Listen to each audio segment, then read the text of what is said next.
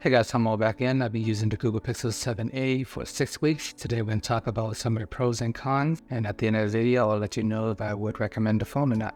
So in terms of pros, Pixel 7a, you are getting one of the best cameras that smartphones can buy. I use it to record vlogs like these every single day, recording in 4K, just to document my experience. Pixel 7a take great outdoor photos under good conditions. Walking videos are awesome and stable as well. Close-up photos does struggle a little bit with the blurry edges due to the fact that it does have a bigger sensor this year, similar to the Galaxy S23. But in order to mitigate the issue, all you need to do is just back up and use the 2x camera instead of just holding your phone up and close to the subject. And even when you're really close to an object, the camera software does tell you to back up. So just a minor tip there, if you like to take really close-up photos, it doesn't have the macro camera, so if you want that, then you got to get the Google Pixel 7 Pro if you're really into taking macro photos. Night photos are solid as well. I don't really do a lot of night photography based on my usage, but in general it does a pretty good job. It has a pretty clean and fast software if you run one app at a time. I noticed that when I run multiple apps at once and I'm switching between a lot of apps, it does tend to slow down a little bit.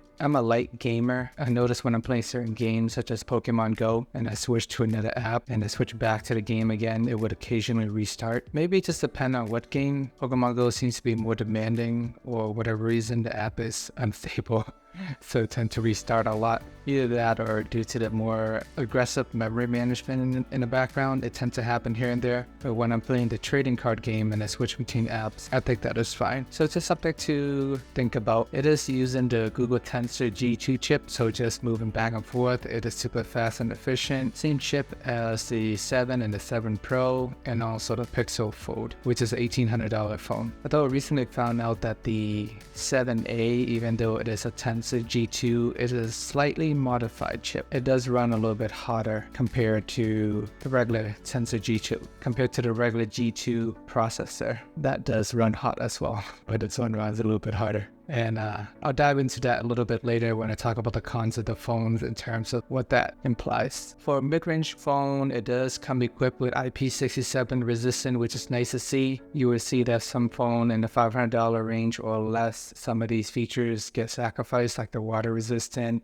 the wireless charging. This one does support wireless charging up to 5 watt. I find that it almost does nothing for me, but it's still better than nothing, I guess. If I'm sitting on my desk working from home all day, the wireless charger will just hold the charge. Maybe I get a 1 or 2% trickled in, but I will never reach 100% if it's just sitting there all day at my desk. 7a also have 90 Hz refresh rate, which is a slight improvement over the 6a last year that only has 60 Hz. Face unlock is new as well on the Google Pixel 7a, and this was not present in the previous model. And in general, when I use this phone, I like to go into the setting of the face unlock and toggle this option where it doesn't require me to swipe from the home screen. I want it to be as quick, as fast as possible. Every time I lift my phone, I just want to be able to access my home screen without the extra step. Because I notice when I have the extra step, sometimes I'm not sure if the face unlock worked or not, and then I have to rely on the fingerprint sensor, which is terrible, by the way. So I personally like to turn this on just to make the unlocking process much easier and faster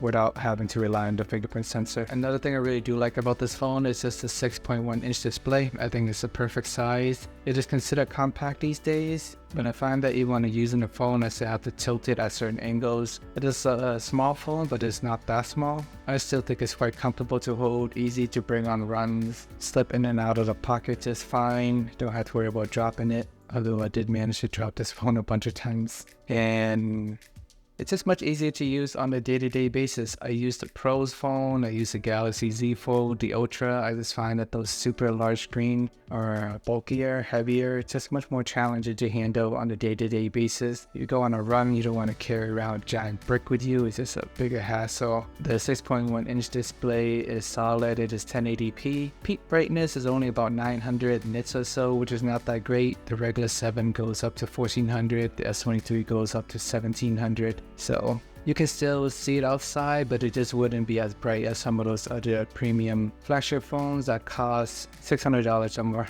Alright, now let's talk about the cons of this phone. First of all, the battery life is absolutely terrible. In the first month, I averaged 9 hours a day, and after the June update, it seems to have gotten significantly worse. Over the past week, I've been getting 6.5 to 7 hours a day. Maybe it's a cinematic wallpaper, so I recently did turn that off to see if that impact anything, but who knows? Maybe with the new update, something weird is happening. I have seen Reddit thread where people complain about similar issues as well. So just be mindful whenever you are getting the Google Pixel 7a, just have a portable charger around, because the phone would not last a full day no matter what I do. I get about 7 to 9 hours, and if I use the camera and phone even more, I will get 4 hours of battery life. So just to give you a sense of how long this phone's really gonna last after a month and a half of having it. And it does overheat and get hot a lot, especially if it's hot outside or in the car. If you're using it in demanding situations such as the camera while it's inside of the car.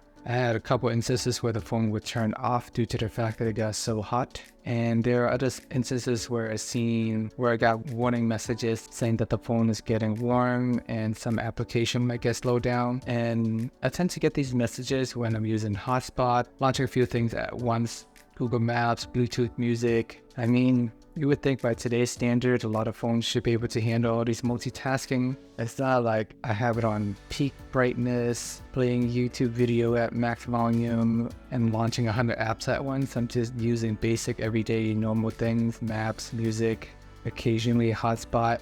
And it does get hot and it does overheat. And with the terrible battery life, it is also equipped with very slow charging at 18 watt. On the surface, it seems like it should be okay, but I find that when I use the phone and it's charging at the same time, I can never really get a full charge. Since the phone is getting so hot as is, you're plugging in the charging cable, which naturally does make the phone a little bit warmer. So the combination of that will contribute to the slower charging even if you're connected by a wire. So I find that the best results I had when I use this phone is when I just plug it in, I leave it alone for an hour and a half, come back, and then I'll be at 100%. But I know most people just like to use their phone even while they're charging. I personally do that. And if you are on the go and you have a portable battery pack to might be connected to all day long, that's certainly an option. But it is something I prefer not to do. With the 7a, it is a plastic build, so technically it is considered a cheaper material. The Pro model tends to have the glass material in the back, but I personally don't really mind the plastic. I think it's more durable. The only thing that's annoying about it is that it is a fingerprint magnet and also a dust magnet around the camera bar as well, especially if you get the darker charcoal color. And this is a similar problem you see in the 7 and 7 Pro. One thing I do want to point out that even though the back is made of plastic, the overall look and feel of the phone is exactly like the Google Pixel 7. It feels very premium, so it is in no way a deal breaker. And Pixel series in general, even the Nexus back in the days, lack expandable storage. The only reason why I even bring it up in this section is the A54 is in a similar price range and it does offer micro SD.